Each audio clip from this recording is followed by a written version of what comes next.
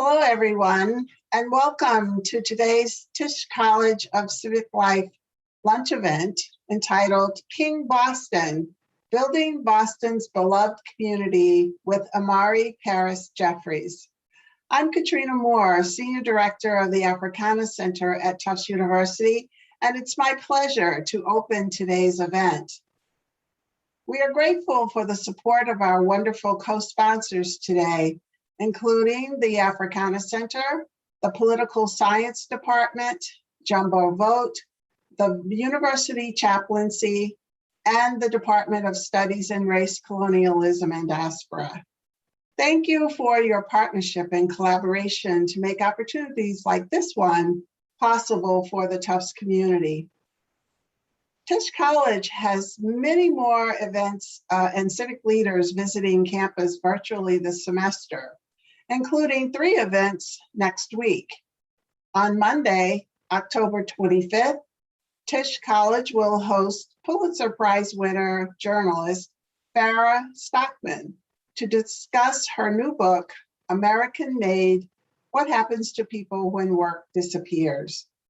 Wednesday at noon, you can join Tisch's next Civic Life lunch entitled Somerville on the Move, a city transformed and forging a new path forward with Mayor Joe Coretta. And finally, on Thursday evening, Tisch College's Solomon Speaker Series continues with former Ohio Governor and Republican presidential candidate and CNN senior political commentator, John Kasich. You can register for these events and check out the fall semester lineup by visiting tischcollege.tufts.edu/events. For the folks in the Zoom room today, there will be an opportunity for you to ask questions during today's event. If you have a question or two, please submit them via the Q&A feature at the bottom of your screen at any time. Before I introduce today's guest, I want to touch upon King Boston as an organization and our conversation today and in the future. King Boston is a nonprofit working closely with the City of Boston to create a new memorial to and programs honoring Reverend Dr. Martin Luther King Jr. and Coretta Scott King and their time and work together in Boston. Their relationship to the City of Boston was rooted in service, commitment, education, and activism, which King Boston reminds us is reflective of the spirit of today's Boston. Now more than ever, it is imperative that we look to and learn from the leadership of Dr. King and Coretta Scott King as we work to dismantle the inequities and injustices found in the Boston community and beyond. I look forward to learning more about King Boston's critical work and how all of us in attendance today can be part of it. We hope that today's event will ignite a larger conversation and encourage the Tufts community to engage with Dr. King and Coretta Scott King's legacy, including in joining us for the Reverend Dr. Martin Luther King Jr. Symposium that Tufts University will host in the spring, an annual celebration and reflection on his life and leadership. Now, it is my pleasure to introduce Imari Paris Jeffries and Reverend Elise Nelson Winger. Imari Paris Jeffries is an activist, educator, veteran, and the executive director of King Boston.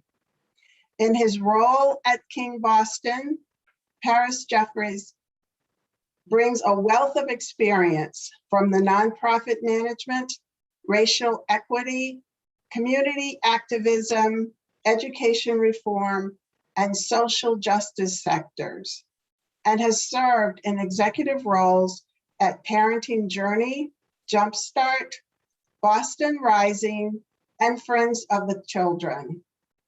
He serves as a trustee of the UMass system and sits on the boards of University of United South End Settlement Houses, the Massachusetts Budget and Policy Center, and Governor Baker's Black Advisory Commission.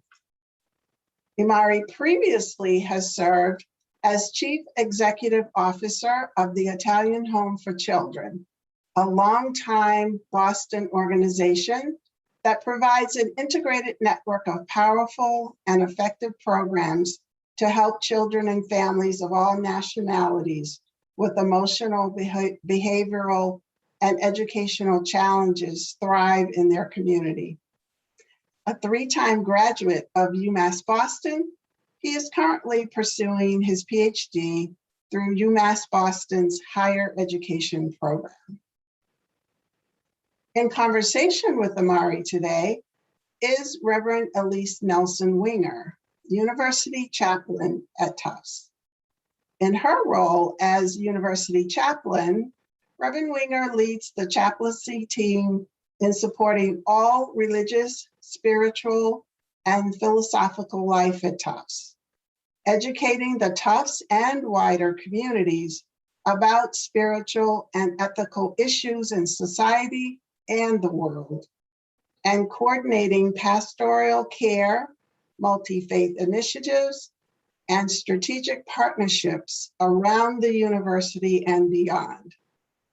Before her time at Tufts, Elise served as the Associate Dean of Students and Chaplain at Illinois Wesleyan University, where she provided vision and leadership and partnered with students, faculty, and staff on initiatives designed to support the university's commitments to global citizenship, critical thinking, diversity, and the arts. She also served as a Title IX Deputy Coordinator for Student Affairs. Reverend Winger is an ordained minister in the Evangelical Lutheran Church in America and has served congregations in Cairo, Egypt, Dearborn, Michigan, and Bloomington, Illinois. She has served as a committee or board member for numerous faith-based and nonprofit organizations, including 9 years on the board of directors for Lutheran Social Services of Illinois. I know I'm looking forward to today's conversation with 2 outstanding leaders. So without further ado, it is my pleasure to welcome Imari Paris Jeffries and Reverend Elise Nelson Winger. Thank you so much, Katrina, and thank you for your vision and joy and leadership here at Tufts. And welcome, Imari. We are so glad that you are here today for this virtual conversation and this opportunity to learn more about King Boston.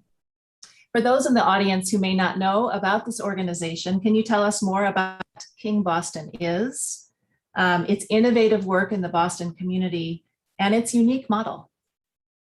Yep. Thank you for having me today. And I would have wore a short sleeve shirt had I known it was going to be a balmy October 80-degree day. So if you see me dousing my forehead, it's because I already took my air conditioners down like everyone else. Excited to be here. I think we're in an interesting time in our country. And Boston is an interesting place for the convergence of the racial reckoning, the impacts of COVID-19, and the financial ups and downs that many of us are experiencing. You know, when we think about what 2020 meant for a lot of us, you know, it marked a lot of hardship. It marked a opportunity for some folks to really see and experience what it means to be a frontline worker, what it means to be living on the edge of this country. It was also the 400th anniversary of the Mayflower landing on Plymouth Rock. And so when we think about what it means for Boston, for this area to be the epicenter of our country's first articulated history of displacement, we're in a unique moment in time. So 2020 was the 400th anniversary of that displacement.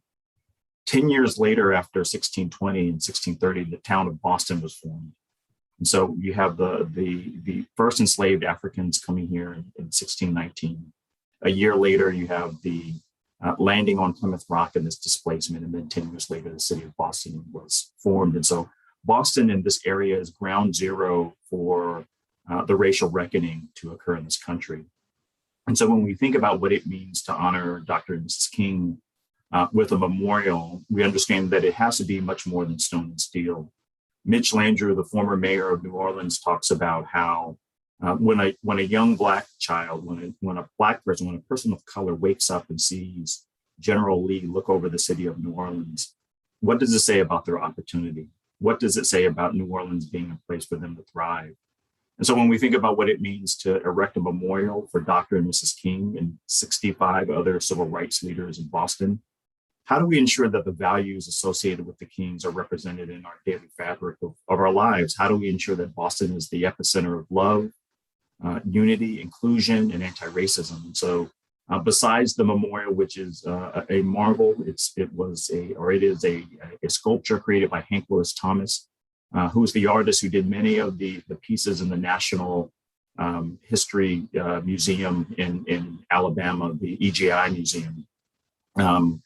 We understand that we need to create something that embodies these values. And so along with the memorial, we're creating a research center and a museum to further the cause of racial equity in the city and to look at the next 10 years, 2020 to 2030, Boston's 400th anniversary in 2030, as our proof point to imagine what it means to be that city on the hill that Boston in this area wants to be or likens itself to be. Thank you so much, Imari. I love the vision for and the design that was chosen for the embrace, inspired, I think, by a picture of Dr. King and Coretta embracing their arms around each other. And it's, as you mentioned, this is a time of deep reckoning about monuments in our country and whose stories are told. And we are justly and importantly taking many down and erecting new ones. So can you tell us a little bit about how King Boston has approached the stone and steel aspect and why that still matters alongside the center, which we'll talk about soon as well. Yeah, and when we think about monuments, we understand that monuments, memorials, holidays, customs, rituals reify behavior. Many of the monuments across the country tell a story of America as the conquering community. Many of our memorials across the country tell a story that's not actually true. And so this opportunity for us to interrogate what's true, what's reality, who belongs, who doesn't belong, is this moment in time that we're finding ourselves in. And we this taking down of memorials is not a new phenomenon. Memorials were taken down, at the beginning of this country when, the statues of the kings of England were dismantled, disassembled when America decided that, the United States decided that it wanted to be a free nation.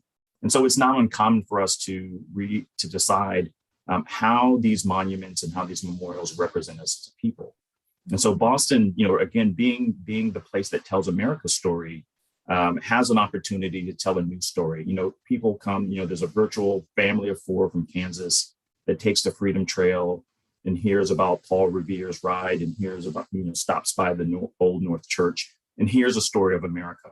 Now imagine if that family came to our country, came to our city and heard a different story about Boston, learned about the indigenous people who lived beside Paul Revere, learned about the free and enslaved Black folks who lived in Boston and thrived in Boston, learned about other communities that were also fighting for independence. What if they heard a complete story and went back to Kansas and had a new idea of what liberty meant for our country? So we have an opportunity to rewrite a new master narrative for our city and really write, and by doing that, write a new narrative for our country.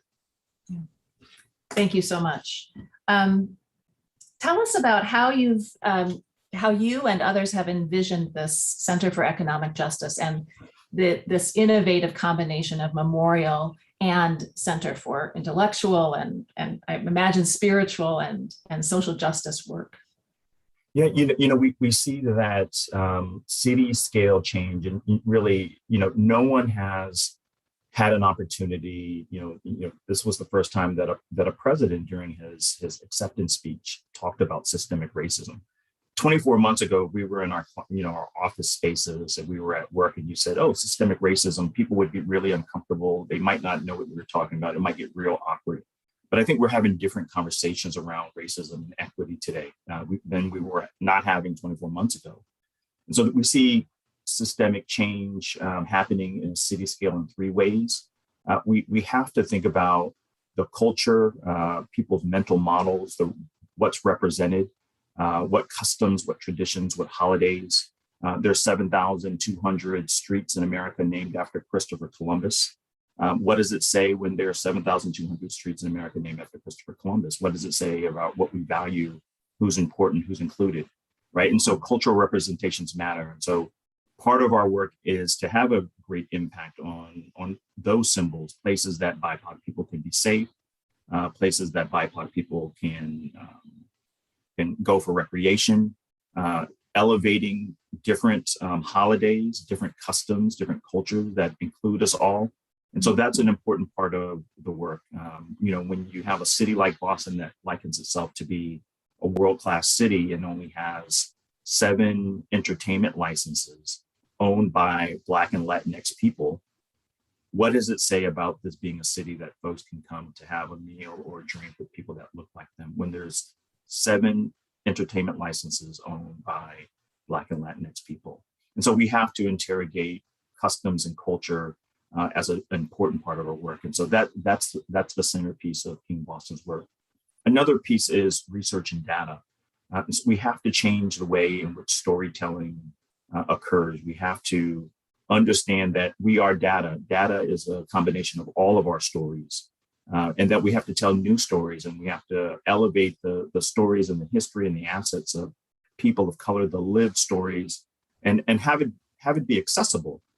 We are a city that has a lot of higher education institutions, but if you were to ask the average person in Mattapan, would they go to BU to listen to something? They probably wouldn't go. It's probably not accessible, even though it's 2.7 miles from BU to Mattapan.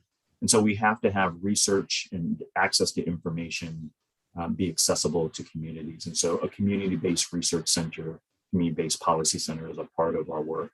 And then finally, building the beloved community by community organizing and by casting a large tent. I don't believe that we're going to cancel our way out of this situation. I don't think cancel culture itself will kick everyone out, kick enough people out of the tent in which all the good people will create a new society. I think we have to think about ways in which we bring people along. And now it's painful. And it requires a lot of work, particularly from people of color who are experiencing racial inequity, to also bring people along who are experiencing privilege. But Heather McGhee talks about this zero-sum thinking, this systemic racism that prevents us from having the social safety nets, having the sense of belonging, having the sense of being in a community together. And so we have to dismantle it. Systemic racism impacts white people as much as it does people of color.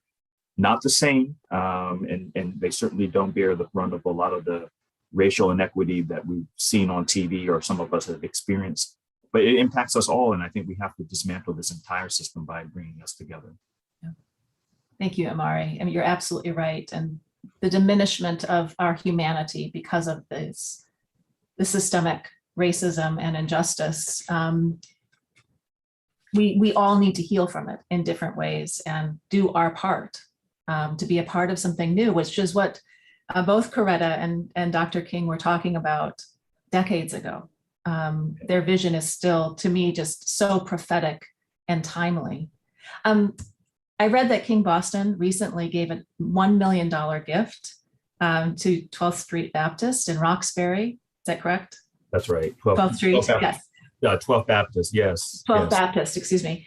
and that was where King had done some preaching while he was a PhD student.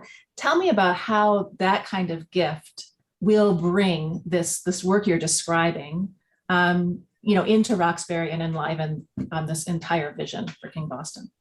Well,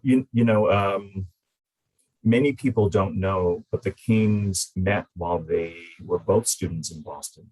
And so Mrs. King was a student at New England Conservatory, and Dr. King was he was 26 years old, so he was a young PhD student at PU in the School of Divinity.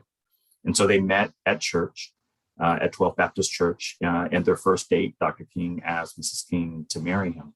And so I don't know about you, but maybe not a good strategy if a friend of mine was going to go on a date. Maybe you don't ask the first date on the first date if you should get married. But somehow he was Dr. King and it worked. And so, Boston is not a place where we are randomly erecting a statue of Dr. and Mrs. King. This was a place that they called home, that they cherished. They had friends here.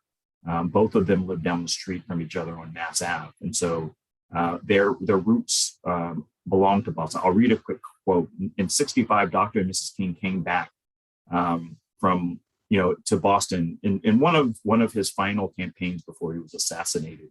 It was the 1965 Freedom Rally. And so there were 4 reasons that the Kings came back.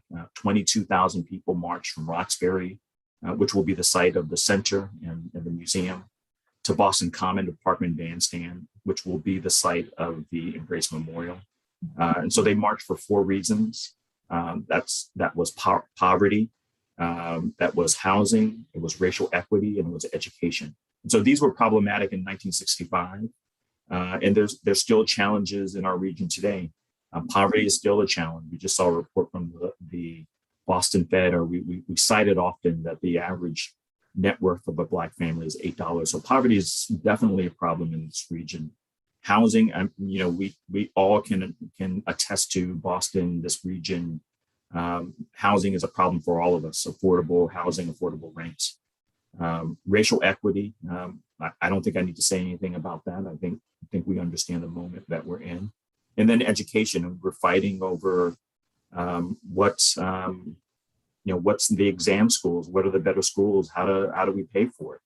And so they came back to march for these reasons with Boston advocates. King said when he came back, I was educated here.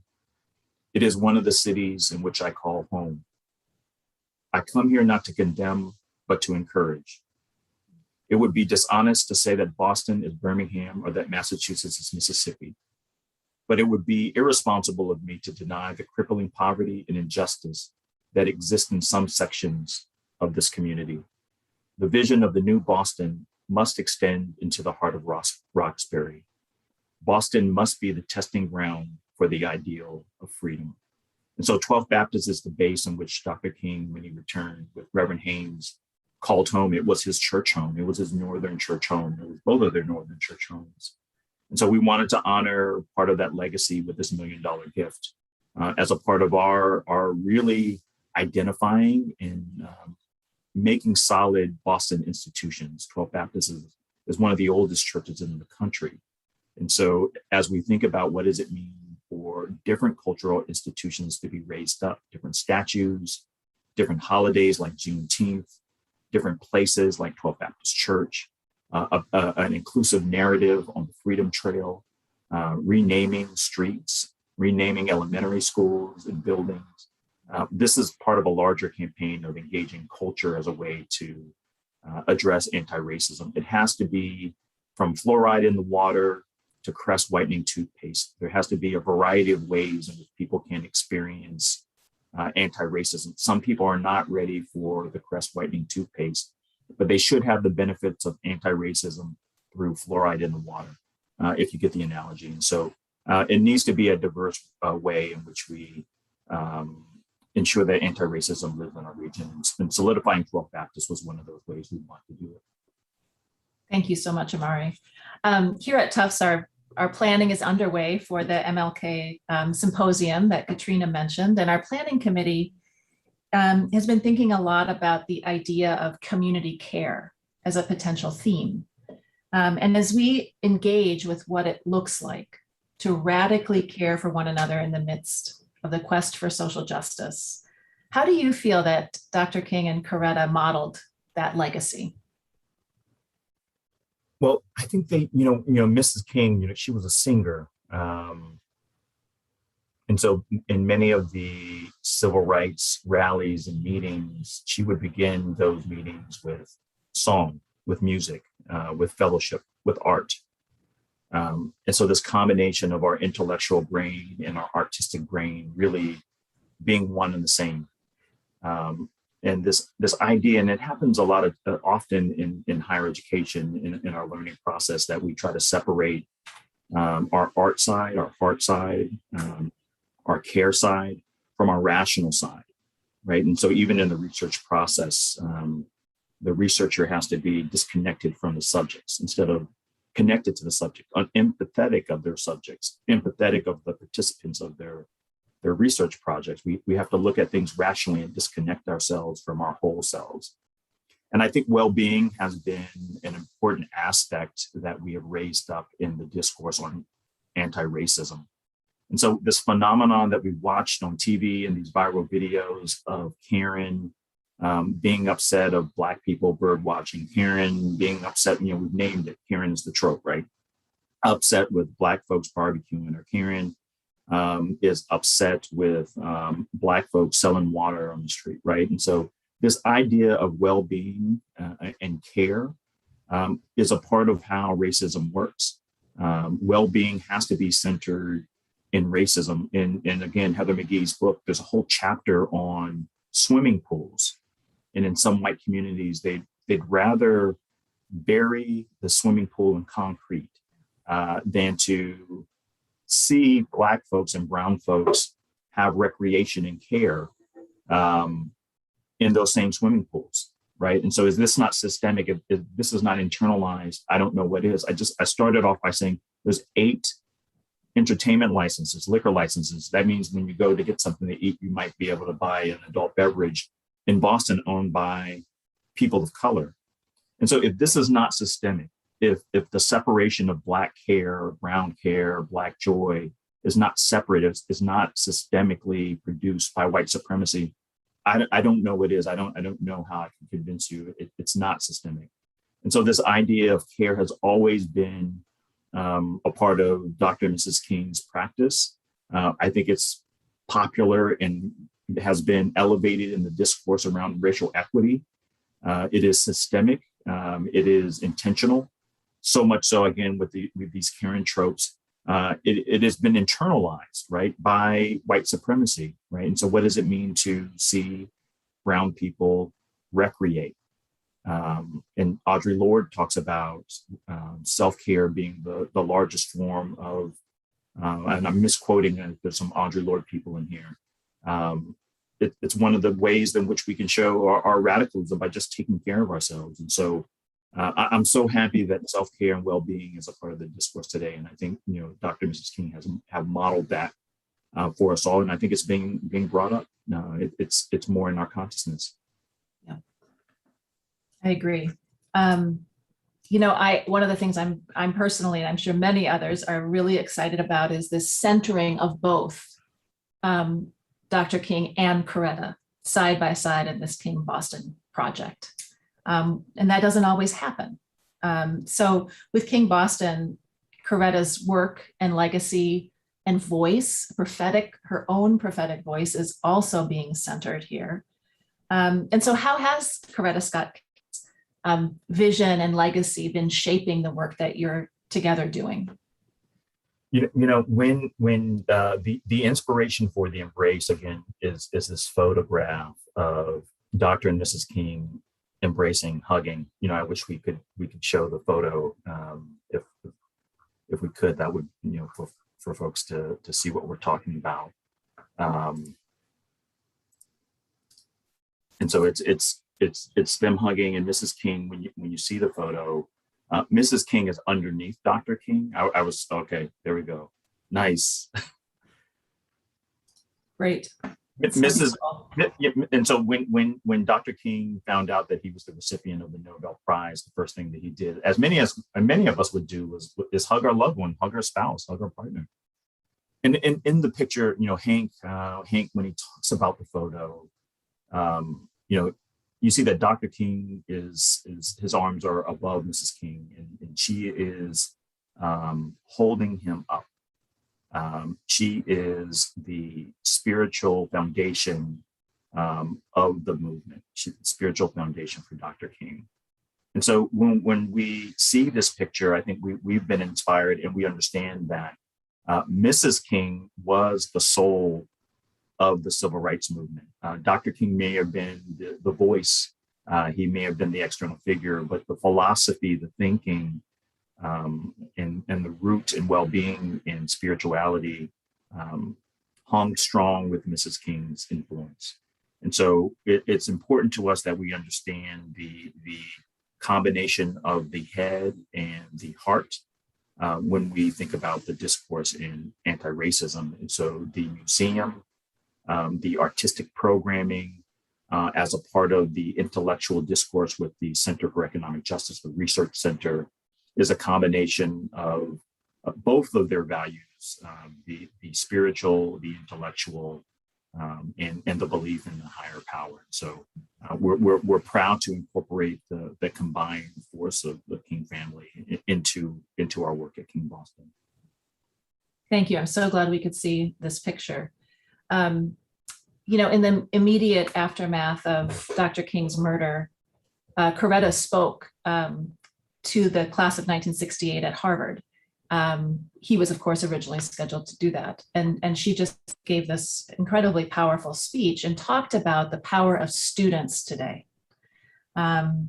She ends her speech in saying, in struggling to give meaning to your own lives as students, you are preserving the best in our traditions and breaking new ground in your restless search for truth. With this creative force to inspire all of us, we may not yet only survive, we may triumph. And I wonder what your vision is for student involvement from young ages through college students in really being a part of contributing to this vision for King Boston. And with that, how can young people be involved? And Mrs. King, again, both the Kings, they were able to tell the future in their time, and their message still resonates with us today. Boston is the fourth largest, Boston, Massachusetts, fourth largest college town in the country. The other college towns mirror the population sizes of the city. So New York is the largest college town. LA is number 2, Chicago's number 3, Boston, Massachusetts is number 4. 375,000 students, higher education students are engaged in learning in our state and our Commonwealth every single year. And so there's an opportunity, unlike other places in this country, for a real integration of ideas to occur, both international, both across lines of gender, race, age, et cetera, in our city. Tito Jackson, former counselor of District 7, Roxbury, says that the unfortunate part of our city is that the welcome that most students get when they come to town, welcome to Boston, is a parking ticket when they park their car in a place that they shouldn't. And that's how we welcome folks. And so Boston has a lot of work to do. Medford, the entire region, Cambridge, the state has a lot of work to do to ensure that we welcome the folks who come here to pursue higher learning in a way that makes them feel included. We have a wealth of intellectual and spiritual power that comes to our Commonwealth every single year. And the opportunity for the state to be the city on the hill again, to repeat myself from earlier, with that combined energy and combined force. And so I hope that our Commonwealth does a better job to retain and make people feel welcome to be here. I think the opportunity for students is to lean in to this state. And there's a lot of folks like myself who are not originally from here, Boston is an opportunity, the city, the Commonwealth is an opportunity for us to transform a place into a mecca of inclusion. And so for folks who are not from the area who come to their campuses, I ask when it's safe and as it's safe, venture outside of your campuses and go to different parts of the city. Boston, including the brown parts of the city. Boston is a city, the Cambridge, the region is a rich area for culture. And we want folks who are here as students to visit that culture and integrate themselves, both as activists, both as residents, as just people in our city. And so I think the easiest way for folks to do that is just by engaging in the community as best as they can. Again, Dr. and Mrs. King came here as college students. They knew nothing about Boston, and they integrated themselves in their faith community. That was one way. And so that's another way that I think students have an opportunity to get engaged into the region's affairs. Thank you so much. Before we open it to community questions, I wanted to ask you one final one. You have, again, as your amazing background and introduction demonstrated, so much experience in the Boston community, working at the grassroots and also at every level for systemic and transformation. You're also a veteran. And I wonder, how has all of this work come together, or how is it coming together for you in this new calling as leader of King Boston? And what drew you to this role?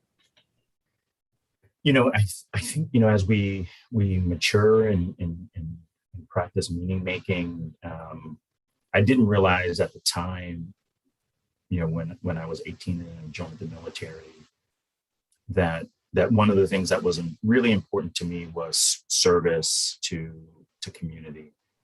And I grew up in Tennessee, and so there's a different type of diversity, I'll put it that way, in Tennessee than there is in Massachusetts. And so the first opportunity I had for service was service to my country. And I was able to transfer that service to my country to service to my community, city, town, and then now again, service to my country. And so I think there's something special that I think in my life when I reflect on it, this opportunity to serve, to be a servant leader, to try my best to put my whole body in the shoes of Dr. King, dare not say walk in his footsteps, but try to live the values that Dr. King bestowed upon us, to really try to be that servant leader for a community and really create an inclusive community. And so I think that's been this thread of my life is service. And I feel so fortunate to be able to do that at King Boston and be here with everyone here today, all the service leaders who are on the call and on the Zoom. So it's been an honor. Well, it's so exciting to know that you are doing this work, and I want to open it up to our community. We have questions, or 4 so far, beginning with Ryan McGuire.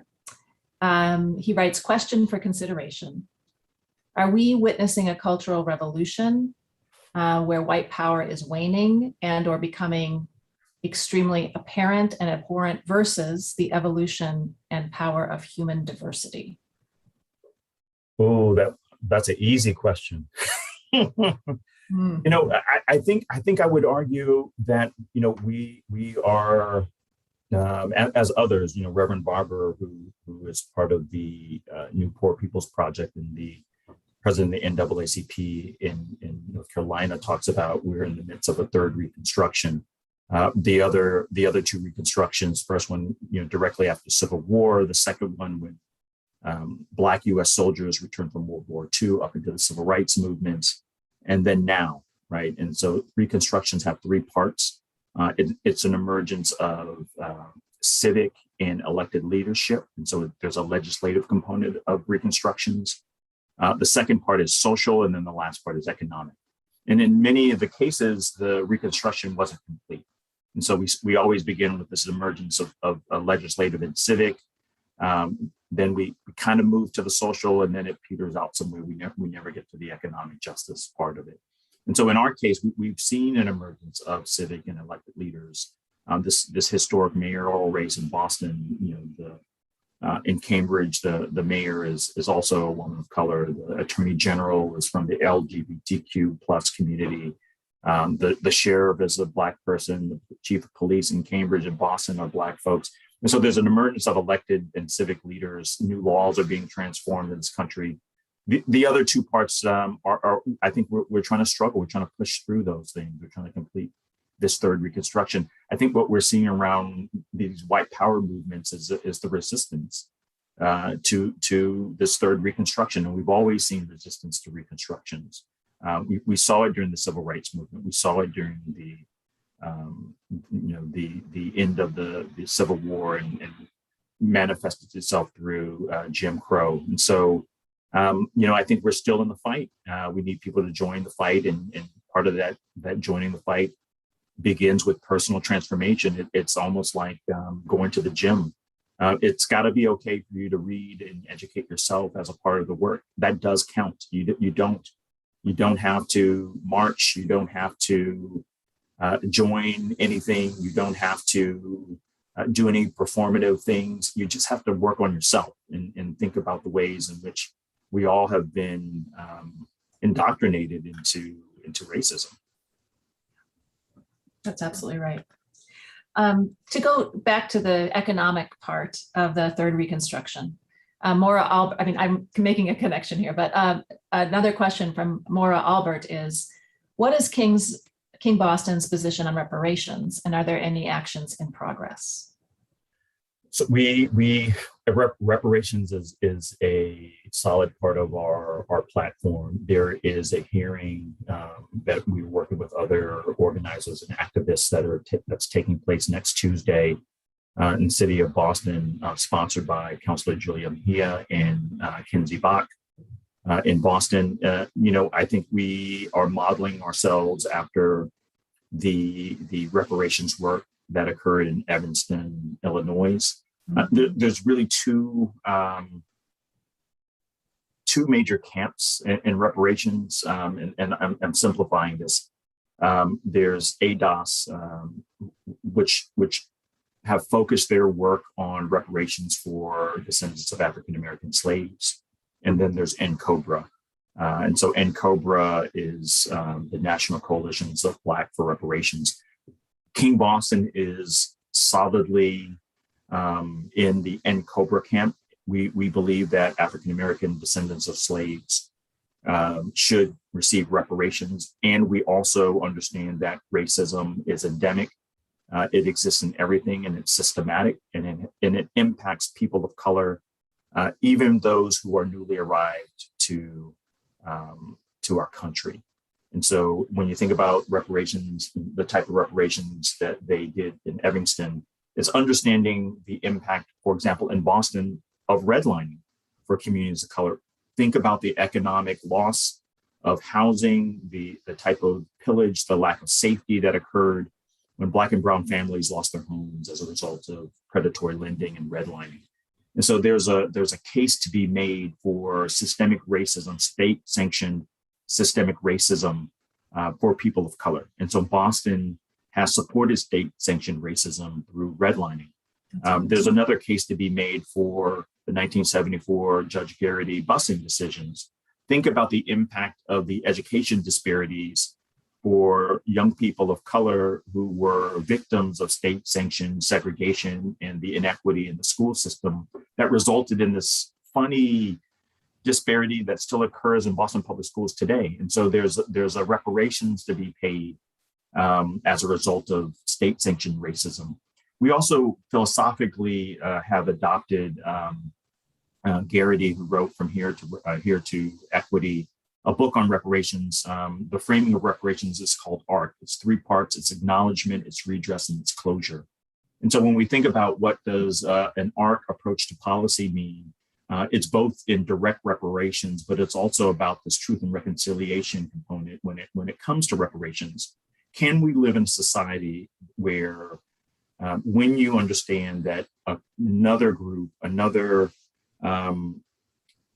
of people, your neighbor, has been negatively impacted, discriminated, racially mistreated, murdered as a result of state-sanctioned racism, what does it take for you to not want them to be whole, for you not want them to get what they need in order to be whole?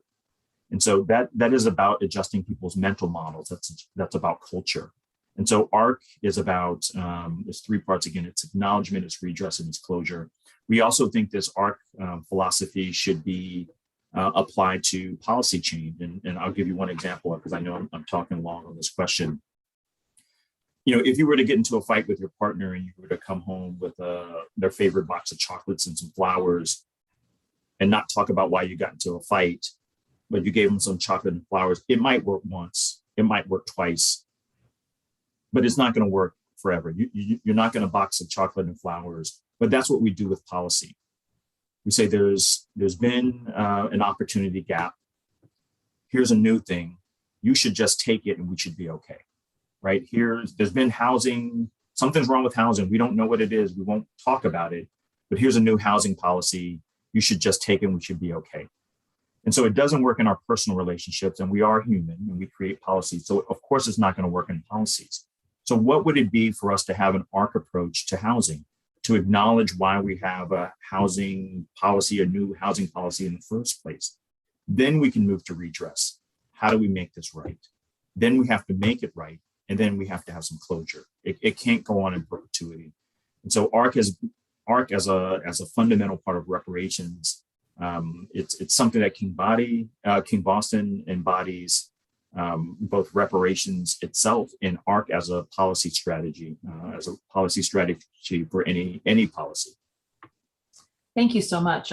That framework is so compelling, and I'm glad to be learning about it today and want to know more. And you know, your response is getting to the heart of many of the questions that are coming in. So please take your time with responses. I know I'm going around the block to take you next door on some of these questions. So no, it's great. Nalani Payson asks, or writes, you spoke eloquently about how students can get involved in the work of King Boston and engaged in racial and economic justice. Do you have any thoughts on how institutions of higher education might get more involved in this work, i.e. institutional collaboration and/or support? Oh man, this is recorded. This is a long one. It's a good question. You know, I think we have to, and I saw one of my friends, I won't name them, one of my cohort mates on the Zoom. So they probably could answer this question as well. I think we have to interrogate the structures within higher education, again, that subliminally reinforce and reify white supremacy. And I think that, you know, there's a role for collaboration, and there's a role for higher education to deploy students and faculty and staff into the community to distract the institution from addressing its own role in historical racism and current racism.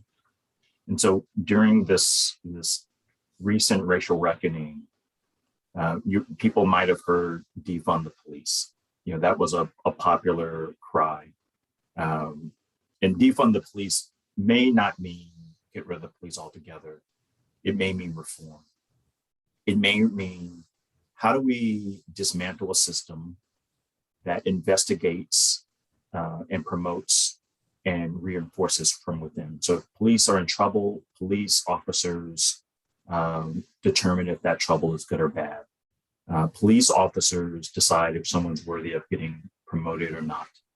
Police officers decide how one gets suspended, how one takes a vaccine. So it is a self-regulating system that promotes, rewards, and punishes. And so when we think about higher education, we also know a self-regulating system that promotes, rewards, and punishes. Higher education systems are self-regulating systems. Tenure faculty, which are made up of cisgender white males, most tenure faculty, make the determination of what's scholarship and what's not scholarship.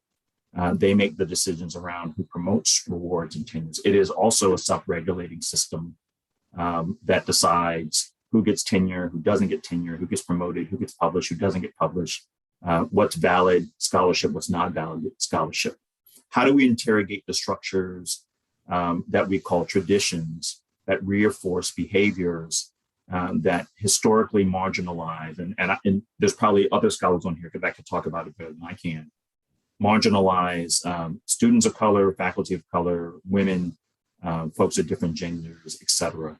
And so we have to start there. We have to look inside. We have to understand the internalized campus climate that reinforces inequity within the structure, because it's way easier to say, let's go out and deploy ourselves. It's much more difficult to look internally and say, wow, I wonder if this is reinforcing the behavior that we're deploying 50 student groups to go address, that we're asking these faculty members to do some research on.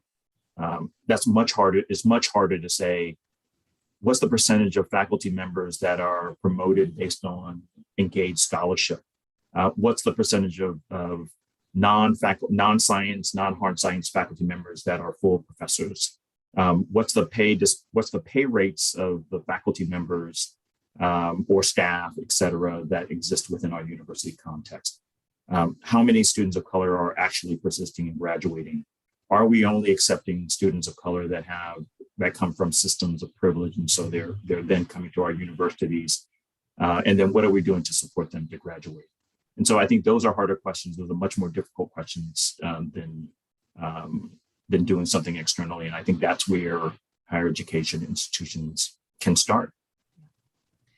So the right questions, and you're absolutely right. I mean, institutions are made up of people who live in broader society. We are the society, and we have to do that work on our own campuses, even as we're seeking to make connections in the community and accompany and learn from the voices in Boston and beyond.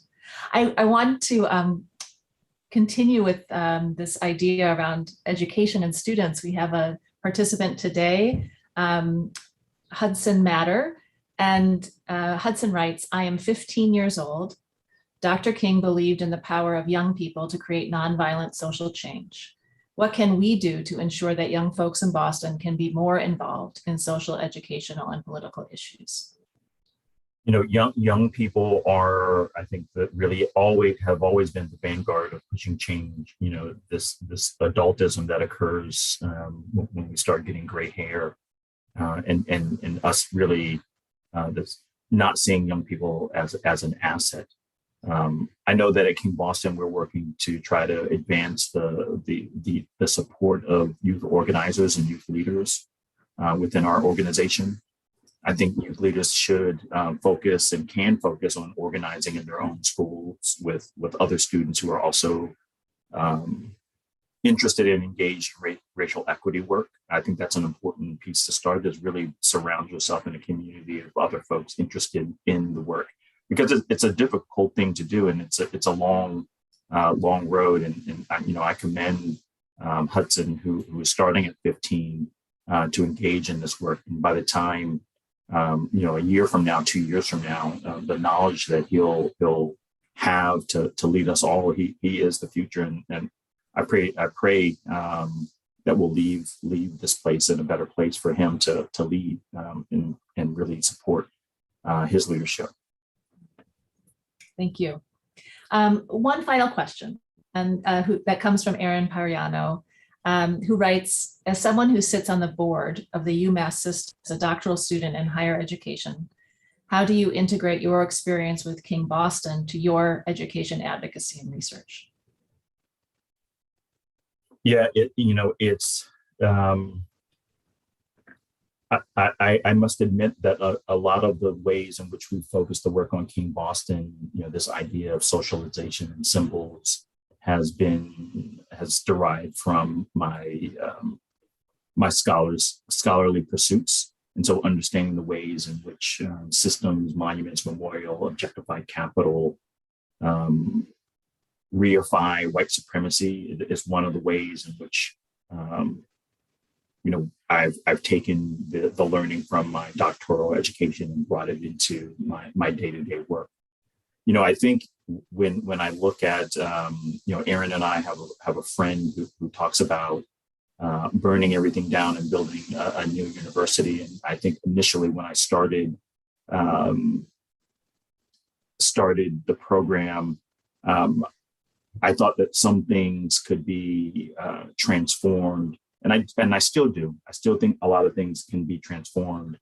But this idea of a new university, of a new place where learning is not so vocationalized, I think those places have to be created. And so I think to answer the question, I think the advocacy from my day job and from my doctoral learning, I definitely bring it into the board meeting. And so on the UMass board, I sit as the chair of the Committee on Academic and Student Affairs. And so that's the tenure and the program approval committee.